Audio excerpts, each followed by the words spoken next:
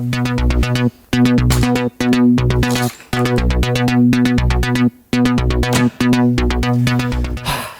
guys, you know what how crazy the last year has been? I'm just so grateful that we all get together here and talk about movies. It's one of the things that has really gotten me through everything, and I just want to thank you for being here. I'm so glad that we could just be together despite lockdowns and corona whatevers. You know, we're here together, and that is really the most important thing. So I'm just happy just to be here with some of my best friends and talking about movies.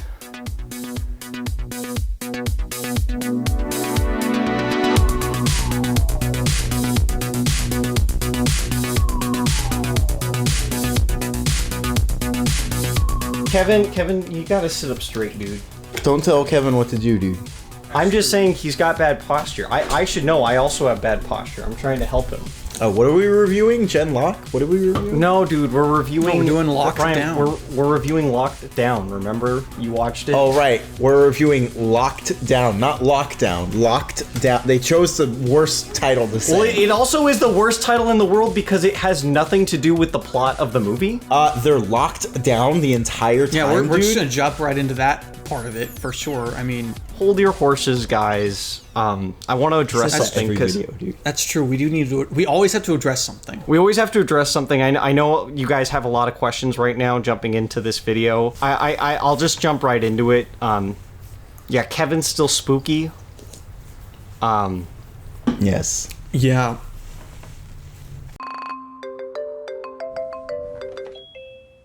Hi, Paxton. We heard London's in total lockdown. We are all locked in this psychological prison of burning aloneness. How's Linda? She's somewhere in the house. Is there some type of issue? Linda said she was planning to end our thing. Nobody wants to live alone. We have a situation, Persephone. All the major department stores are closing. The bastards who told me to fire those people, they are bad. You and I are good, and good is better than bad. You're talking about stealing a diamond. £3 million. Live wild or die, Linda.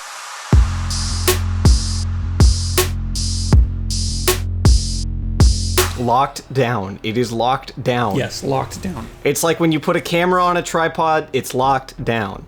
Except not any of that movie's locked down on a tripod. No, that movie was shot so lazily. Yes, that movie was shot like a student film. Well, it was shot all handheld, but it was very, like, it was clearly just like, oh, they're trying to get through this material as fast as possible. And so they just have the guy holding the camera, and they're like, all right, if you miss your mark, just keep rolling. It's all We're good. getting ahead of ourselves, dude. I know. Sam Slade, what were your impressions going into Locked Down? That's true. We got to get back in the swing of things. It's been a while. We say that every video. It's because we only record videos once every 6 months. I would like to say, and I'm this is an apology. This is all my fault that we watched this because. Oh, so this was your doing. Alec would never have watched it if me and Brian hadn't watched it, and Brian. I'll do you one better. I never would have heard him. of this movie if it wasn't for you. Yes, and it was because we both separately saw this trailer. Me and Brian saw this trailer. And we were like, what the heck goes up with that trailer? It's this HBO Max movie where it starts out as a stupid rom-com in the quarantine, which you're like, oh, that's a dumb idea. They shouldn't do that. But they're doing it anyways. And then halfway through the trailer, it becomes a jewel heist out of nowhere. And so me and Brian, as we do often, will be just sitting on the couch and we're flipping through stuff on HBO Max or whatever. And I just kept going, but I really want to know how it becomes a jewel heist. Yeah, Sam Slade became, I'm not exaggerating, I'm picking my words very particularly. He became obsessed with finding out how it became a jewel heist. He was like, I have to know. I would just throughout the night, like we would be watching something else and I'd be like, but why did it become a jewel heist? And every single time I would get frustrated, I was like, there's gonna be a stupid reason. There's no reason worth knowing about. God. And so anyway, and then yeah, some night I was just like, okay, that's it, we're watching it. I need to know. Or no, it was before I went to work. It was like I've got some time to kill before I'm going to work, and I was like, we're just gonna start it. We're just gonna see if we learn in the first few minutes how it becomes a jewel heist. And then immediately we watched like the first 10 minutes, and we're like, oh my gosh, these characters are so abysmal. Like they both are being huge rich babies about this situation. Like, there's actual... Oh, dude, I cannot wait to get into this. This is a good first video of the year. Alec. It's very retrospective. What did you think going into Locked Down? Okay, so I had like no expectations at all. Sam Slade was just like, "Oh, watch Lockdown. It's the worst movie I've ever seen." And Brian told me to watch the trailer, and he was like, "Try to guess what made Sam Slade and I want to watch." And I'm watching. I'm like, The second it starts becoming about jewel heists, I was like, "What the? Where did that come from? What happened?" Because the trailer, it's not just that like, oh, it's like a lockdown rom-com. It seems like just the most cookie cutter, boring, like exactly what you'd expect from this movie. You know, you think I'm so happy and normal. No, I'd never accuse you of being happy and normal. Because I'm not! It's a new dawn. What are you taking out of Harrods? A diamond. It's a new day. You see the whole movie in front of your eyes, and then it becomes a jewel heist. And I kind of had the same feeling where I was like, "What? How are they gonna get there?" But I did have like the. I knew that the answer was going to be stupid because of you guys. Like so I had that. I had very low expectations going into it. Right off the bat, I was like, they made a horrible mistake by having their relationship start off so negatively because I hate both of these characters right now. Like they have neither of them wanted anything, and they're both just complaining about everything. Something that like really threw me off. So the characters are very clearly wealthy. Well, one character is wealthy. One character, but I mean, they both live in wealth. Like they are living in a nice house. To own that house in London, that's a multi-million-dollar home. And it's not even just that they're wealthy. They are not. It's more important that they are not struggling in. We're getting ahead of ourselves. That's a whole section. All right, so Brian, what did you think going into Locked Down? We watched the trailer, and I was like, "What, a jewel heist? Are you kidding me? Jewels? How does that have anything to do with the coronavirus?" Like I was sitting there, and I was just like, "Okay, so I'm sitting in my room, like I'm putting myself in the screenwriter's shoes, and I'm like, coronavirus." Romance. Those are my two notes. That's my objective here. Like I'm writing a movie about people being locked down. How do I make this movie about two characters who have fallen out of love fall back in love when they're in a situation in which they cannot leave the house together? I know I'm gonna have them heist a jewel, a multi-million-dollar jewel, and it's like, well, they're in this house, it's really big, so they can avoid each other a long time, but eventually it's going to get to a point where they can't because they're locked down together.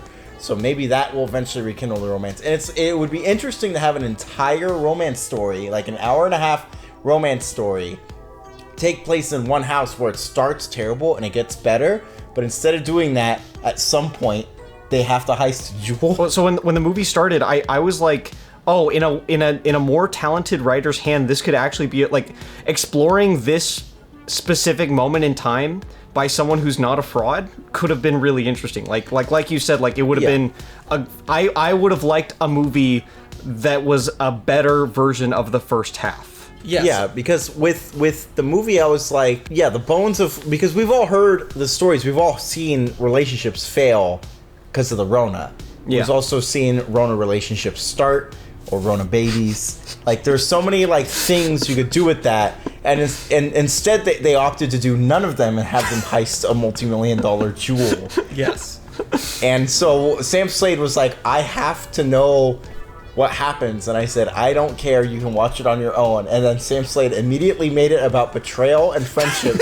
Sam Slade knew he would not watch it if he was by himself. If it was by myself, if I told him, Sam Slade, you're gonna have to watch that movie by yourself, he would never do it, but he still wanted to know. I would never finish it for sure. So he made it about friendship, and he attacked me personally to guilt me into watching. Well, yeah, you were being a bad friend, dude. You didn't want to go down that adventure with me. You didn't want to figure out why they went on a jewel heist. So anyway, I would ask Kevin what his thoughts were going in, but I don't care. We never care in the video, so I'm just not gonna ask. Kevin, I'm not sure. I'm not sure if Kevin was able to see Locked Down. Even if he did, I don't care. He was in the room with me when I watched it. I had my headphones on though. Oh, okay, that's good. Okay, that's good. So his opinions, I can assume, are your opinions. Like we can do with any of our opinions on anything. So that's why we have all of us tell our same opinions separately.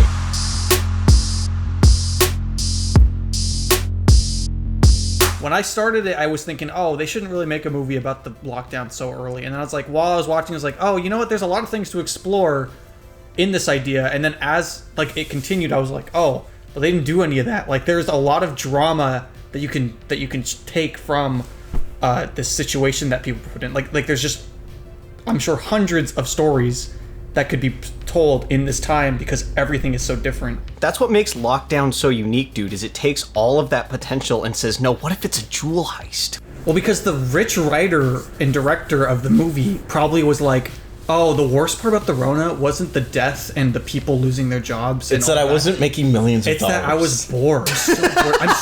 I'm so creative, and I have to go out in the streets and tell people how creative I am. And then people clap in the streets. They say, "Thank you for reading me your poetry." Because I'm just so creative, and I'm so bored. I need people to pay attention to me. Does anyone here in our lovely Portland Street prison want to hear a little poem? I read a lot of poetry, and I've read even more lately because I can't sleep. It's actually quite a nice way to discover that you're not the only human being on Earth who's fucked up. Stand up and do some punching. Give them a few hard pokes. Stand up for a new arrangement. For a chance of life all round. For freedom and the fun of living. Break in and hold the ground.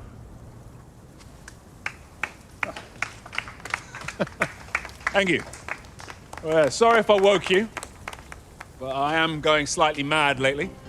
So we had a moment where we were like, we hate both these characters. This movie sucks. These characters are awful. Yeah, they're being huge babies. They're not struggling through the Rona as much as anyone else. And then they have the scene where Anne Hathaway fires all those people off of Zoom. Oh, and I was like, this movie should have been about the people she fired.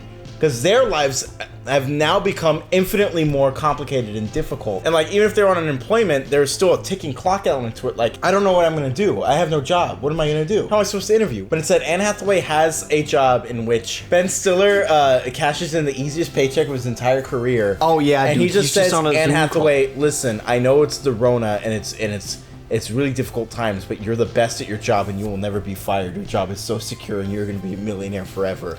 And I was like, what is the point of this Unless movie your then? convict boyfriend ruins things for you. Oh yeah, why was the black guy an ex-con? I think that's a little racist. We have an interracial couple and it's like, oh, that's progressive, but the black one is an ex-convict. And it's like, that canceled out.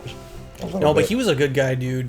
Was he? He was kind of an asshole Also, the whole movie. His character is kind of like, it doesn't really work for what's the actor's name? Chiwetel Ejiofor. Yeah. The operative from Serenity, dude. He's supposed to be like this like hippie, like grungy dude, but he's so clean and like nice, you know? Yeah, he seems too fresh and London-y to be like an ex-biker. Yeah. Yeah. It's like if Ralph Fiennes' character from Grand Budapest Hotel was like, I used to be a biker, you know, Zero. And it's like, no, you weren't. What? You're a fop. I used to beat up midgets.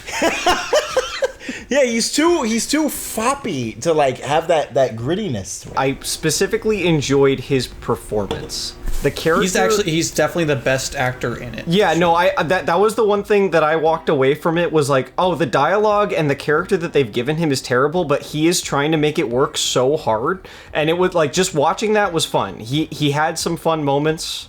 Like that was some of my favorite parts of the movie were just when he was a huge baby about stuff. Yeah, he does a good performance. Anne Hathaway does a pretty terrible performance, and pretty much everyone else does a pretty terrible performance. Yeah, speaking of performances, I think Anne Hathaway is a hack actress, and she's been good in one movie in her entire career. And Sam Slade disagreed with me at first, and then we went on IMDb, looked at every movie she's ever been in, and he was like, wow, she's really only been good in Les Miserables.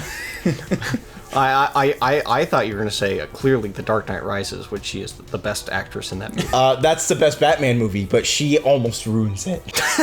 Anne Hathaway is an abysmal actor. Like, listen, that's the movie isn't about a jewel heist, dude. It's about an actress who's been heisting a career for the better part of 2 decades. But yeah, I immediately, like, they both are characters that can't see any sort of bright side on the matter or anything like that. They just sit there and go, oh, wham, bored, and blah, blah, blah. It's so annoying because I can't get to just tell people how creative I am. Both characters have the same energy in every scene, and so it becomes exhausting because that energy is all negative. And I was comparing it to Marriage Story, because Marriage Story is a good movie about a relationship crumbling. We do the same thing. Something that I like that Marriage Story does, you're watching this relationship crumble, and what with relationships crumble, like, you're naturally going to pick one side, and the movie at first especially wants you to pick Adam Driver's side, and the way it gets you on his side at first is he clearly wants the relationship to work. And so you, as a viewer, you're like, yeah, you know, like, I want to make things work. Like, you naturally, you want to try again. And, you know, the movie plays with that and ends up, you know, changing stuff for you. But this movie doesn't do that. They're both, like, completely apathetic at the beginning of the movie. And so you have nothing to attach to. You, like, neither of them care about each other, so you don't care about anything. I was never on Adam Driver's side, because the second he said he was a director of plays, I was like, oh, that guy's an asshole. I've met plenty of live theater directors to know that guy is in the wrong. He will never have my sympathy, and I hope he dies alone. I'm gonna bide my time until they reveal how much of an asshole. And then guess what they did? The second he punched that wall, I was like, I knew it. Admit it. Marriage Story starts at the beginning of their relationship where everything is good and great, and it also starts with that very, very smart thing to do. Yes. Where in couples therapy, they have to only say positive things about each other. But this movie just starts with them already hitting each other, and you have no context for why they would love each other. Also, Anne Hathaway and Chiwetel Ejiofor have no chemistry on stage with each other. Terrible I think chemistry. maybe Anne Hathaway is a racist and is not sexually attracted to black people. That's probably what it was. Locked Down opens with some of my least favorite dialogue in the entire movie.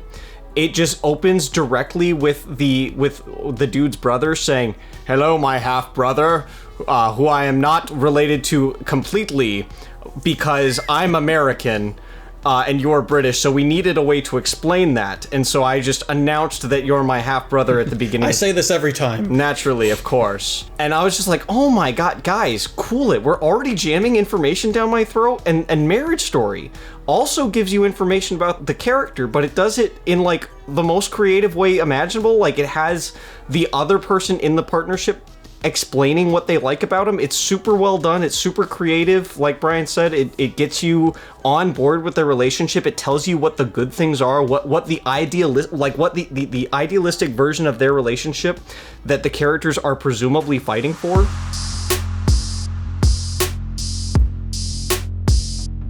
This movie is just a list of contrivances to make sure that the most boring heist puts to cinema. Yes, it is possible. The whole thing is so contrived from, like, the moment the heist starts to end. All right, guys, spoilers. They steal diamonds. Like, that's the only thing you can spoil. A priceless crystal. To make this happen, the characters need to not know each other on paper. Yeah, because if they know that's the boyfriend, then that's suspicious. And that because he's the delivery guy. Yeah. He can't be a criminal. He is a criminal. So Sir Ben Kingsley has to give him a fake identity. Just to, like, clarify a little bit more, because I assume if we get anybody watching this video, the only people watching will be people who haven't seen this movie. Yeah. He right now has a job where he is delivering items in the Rona. But because he was a criminal before, he wasn't able to deliver anything of value. And his boss was doing him solid by giving him new ID, whatever, like just a new identity. But he was dangling a big promotion. Which, that made no sense to me. So this guy's whole character is like, oh, I always thought I had more going for me than being a bus driver. But his grand aspiration in the movie is to go from being a bus driver to a customer service operator. For bus drivers. Yeah, for bus drivers. Meanwhile, Anne Hathaway works for a company that does fashion. That does fashion, and she's directly related to the jewel display. And so she knows, she's connected to the jewel display. So they have the idea to heist this jewel because it's worth $1 billion dollar bills. Anne Hathaway doesn't like her company anymore because they're unethical, and she. Well, yeah, no. This is where the first contrivance comes from. Is that she thinks that they're unethical, and she hates that she had to fire all those people, and on top of that, she, for some reason, thinks that the person who owns the jewel is a murderer and a. Well, the guy who's buying the jewel, right? The guy who's buying the jewel is in one scene in which he's in a Skype call. He's a little annoying, and she says, "I think he's a murderer." And no. That wasn't the guy that's buying the jewel. That's her boss. No, the guy she Skype called. Ben Stiller is her boss. No, she has two bosses, dude. The white guy. No, dude. No, you're wrong. No, I'm not. Wait, who's buying the jewel then? It's an unnamed person. It was. But she specifically said the guy buying the jewel is a murderer. Yeah, because they're like, it's supposed to be that she's buying, like, the guy buying a jewel is like the leader of, he's like a dictator. Before we get on to the exciting business of you and your big decision to come home to New York, the good news is that we have found a buyer for the Harris diamond. Actually, I haven't decided to come home to The New York. buyer saw the diamond on the virtual presentation that you put together ahead of the store takeover. That's great. Who is it? He's a very unpleasant member of a very unpleasant family who run a very unpleasant country in a very unpleasant way. We did drink a few claws. We did. Well, Well, yeah. No, we had a couple claws. I was paying too much attention to the movie.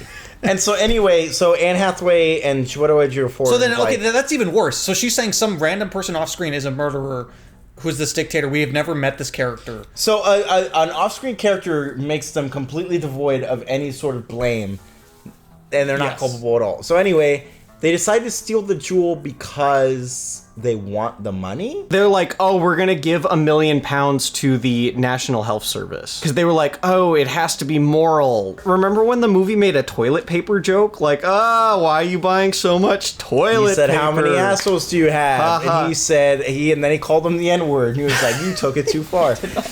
Not only do they make the only black character an ex-con, but he also, like, does opiates? Yeah. In the movie? So he starts using heavy drugs? Anyway. In his defense, he probably did those opiates because he lived in London, not because he was black. It's coincidental racism. This is our American minds looking at it. This is Britain, dude. In Great Britain, dude, if you have opiates growing in your garden, you do them. So there was also a separate subplot. There's like 4 subplots in this movie. A separate subplot where he's selling his motorcycle, and Anne Hathaway is the one buying it from him. And there's a separate subplot where the wife of his brother and Anne Hathaway fucked. Oh yeah. And she's in love with her. The brother's wife is now in love with Anne Hathaway. That never pays off. Oh yeah, that was so stupid. Why did they even put that in the movie? I was like, this has to pay off some. That's one of those things that would be in like a movie that's about a relationship. And I was sure they were gonna try to find a way to pay it off at some point. Because the guy, the writer was just doing some opiates, writing this rom-com in the Rona, and then he was like, it should be better if it was a jewel heist, and he just started writing a jewel heist. And then he already submitted the script while he was high. Oh fuck! I forgot to cut out where the fucking thing. I forgot to cut out all the romance. I wanted it to be a jewel heist the whole time. I'm sorry. It works, right? It works the way it is. Like, it works. It works. It's progressive. The last thing I want to talk about is just how out of touch this movie feels. We've kind of already like tapped into this, but I just want to drive the point home.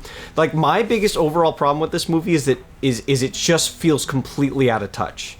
Like, there are several points in the movie where like Anne Hathaway will be talking to Ben Stiller, and she's like jealous that Ben Stiller can go to his mansion in Vermont or whatever. And it's like, dude, you live in London? And you have this really nice house, you're able to get food, and then they make a big deal about how it's locked down. But anytime they go out in public, locked down.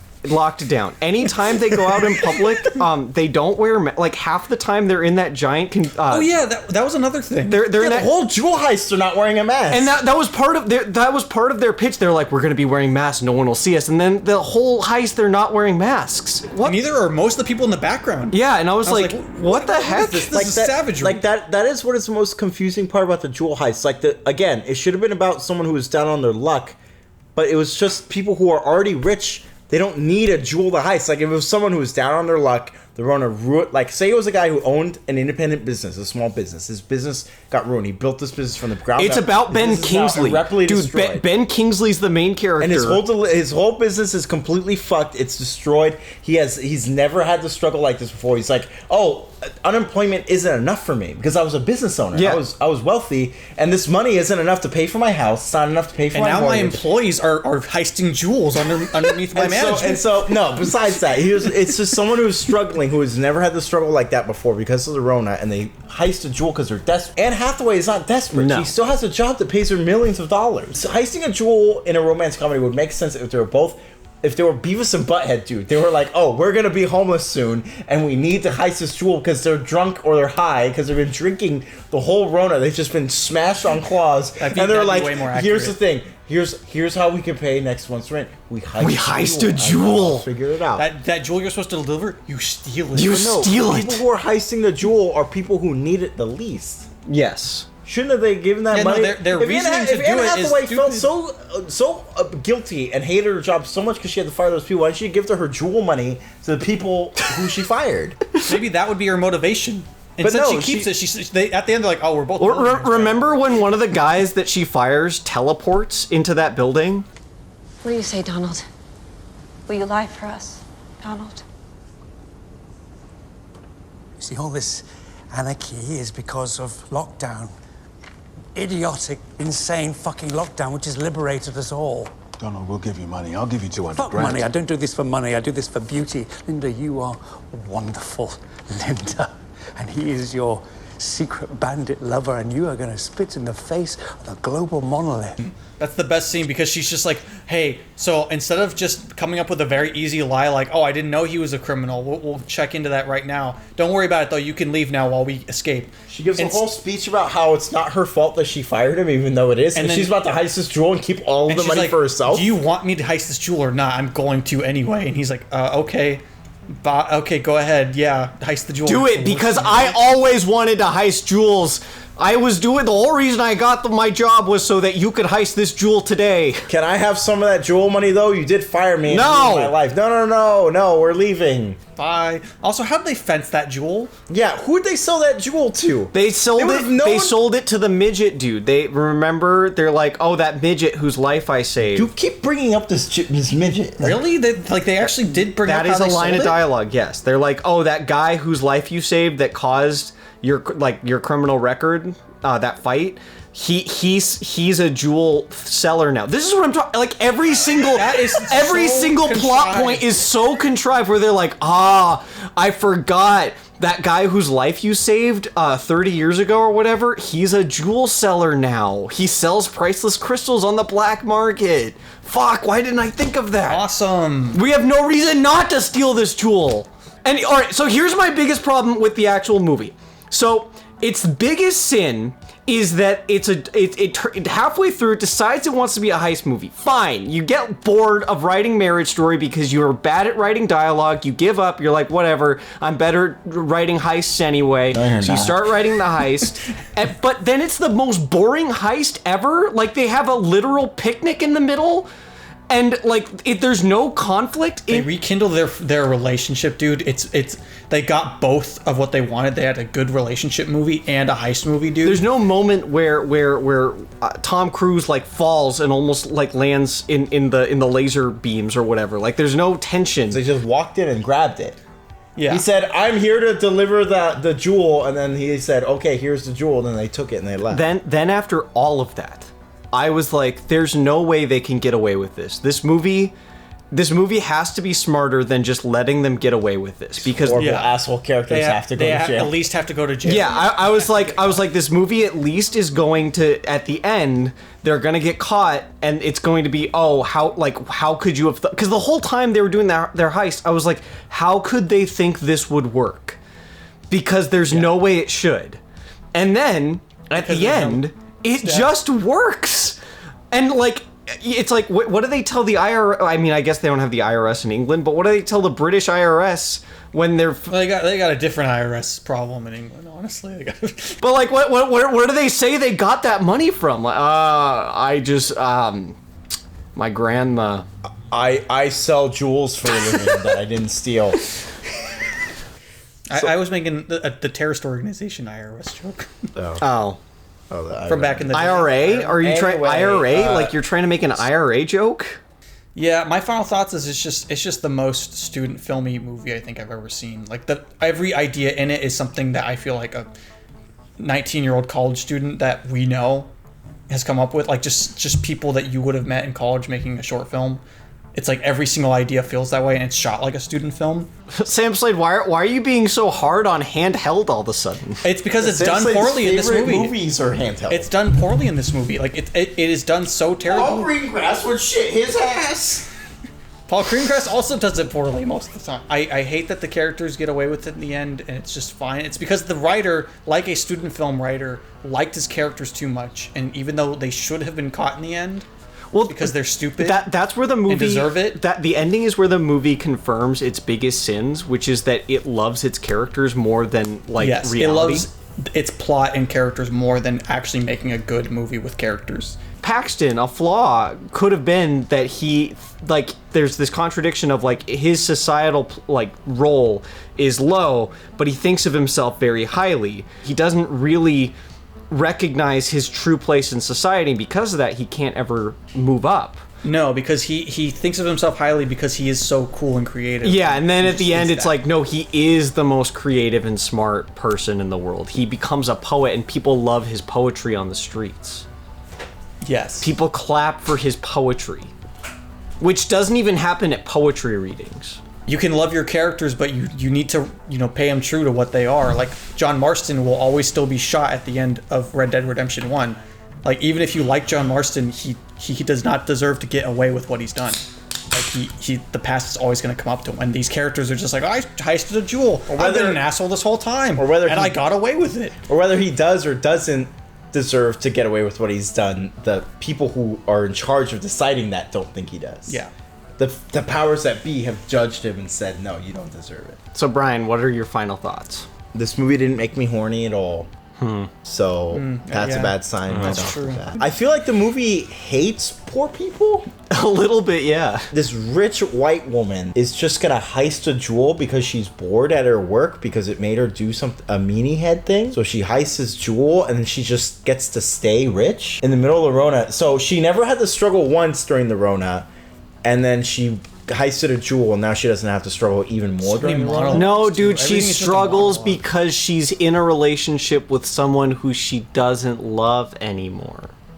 Oh, I don't give a shit because her character is a shit and I hate her. Yeah, remember that monologue she had out of nowhere for 10 minutes? Oh yeah, she had a whole monologue about smoking, and then at the end she acts like she won that scene. That monologue, I wanted to kill myself. That was that was the moment I was like, this movie is going to be irredeemable. It's too late. It's like the guy watched Marriage Story and he was like, well, if a character yells at another character, then it'll be interesting. Anyway, the movie hates poor people. It hates your time, it hates your attention, and it hates you for watching. Oh, I had one more thing for my final thought. Wow. With just overall, I think this is straight up one of the worst movies I've ever seen. And when I watched it, me and Brian watched a ton of bad movies. We were going through every single Disney Plus movie in alphabetical order. And all of them are We watch bad movies constantly because we just think it's funny to torture ourselves with terrible movies to make fun of. When that was finished for several days, whenever Brian was like, hey, want to watch this bad movie? I was like, no, fuck that. I'm not doing that. I'm not watching bad movies anymore. I'm not doing it anymore. And I was like, I cannot do it anymore. That was too much. I felt like violated. I was like, that was too much. I had a very different reaction to that. I watched that movie and it was motivating in a way. Like I was like, oh my, like we could actually still make my final thoughts. Sorry, dude. I'm Sam Slade hijacked it. Anyway, I was my just last final responding. thought is fuck Sam Slade for making me watch that piece of shit movie. Fuck him. Fuck Yeah, his dude, fuck you. Fuck him, fuck What? his Why? ass. Why? No, it's Why my did fault. you do I'm this? sorry. Anyway, Alec, you can continue. I regret it. For me, it was like motivating in a way. I was like, this movie sucks ass, but it was so easy to shoot that I was like, man, I just want to shoot something. It made me want to shoot something. It's like we could make something better than this for free. That movie made me want to shoot myself. Space Eggs. Oh, obviously, I'm gonna do like 4 out of 12.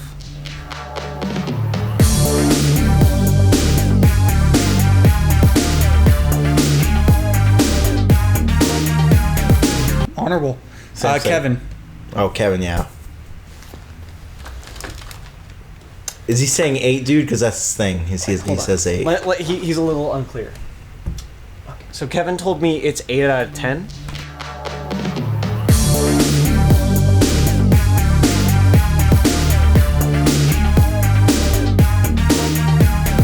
Okay. Some good, Okay. some bad. That's you fair. know, got a little bit of everything for That's fair. everyone. It's got a little something, yeah, for sure. Sam Slade. I'm gonna give it a 0. Can we give it a 0? We've Yes, done that you can before. give it a 0. And I'm gonna go 0. I wish I never watched.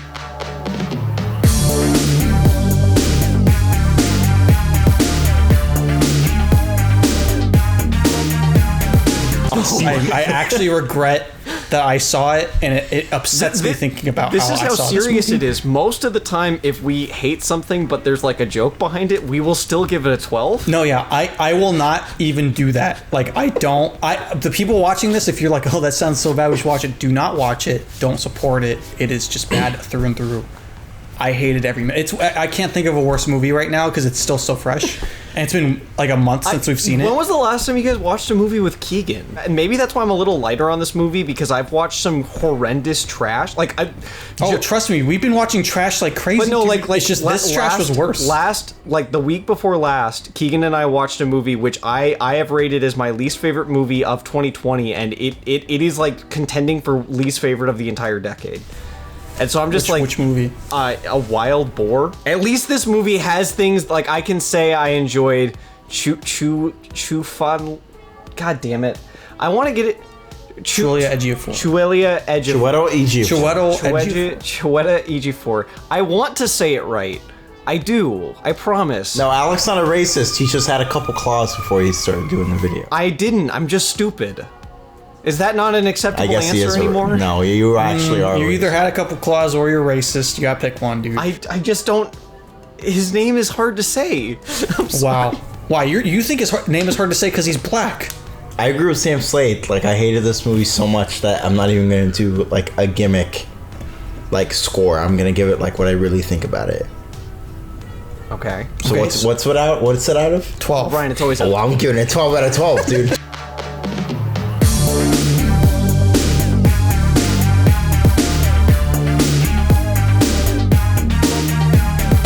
Anyway, tune in next week when we review a bird sitting on an egg for 5 hours. Yeah, I'm really excited for that one. I want to see what happens to the bird and the egg. Well, yeah, thanks for watching.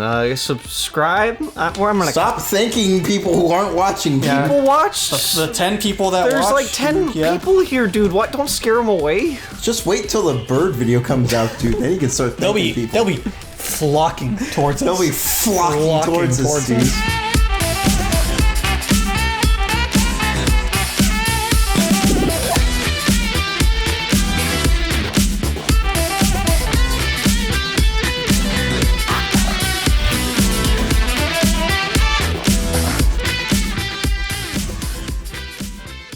Well, Kevin can be generally really silent. Like, you know, sometimes he doesn't have the most things to say, and so, you know, I just thought he was being quiet. I thought he was mad at us or something, and that's why I did throw him on the floor. Oh, that's true. That's probably why he hasn't said anything. Did he say anything before you threw him on the floor?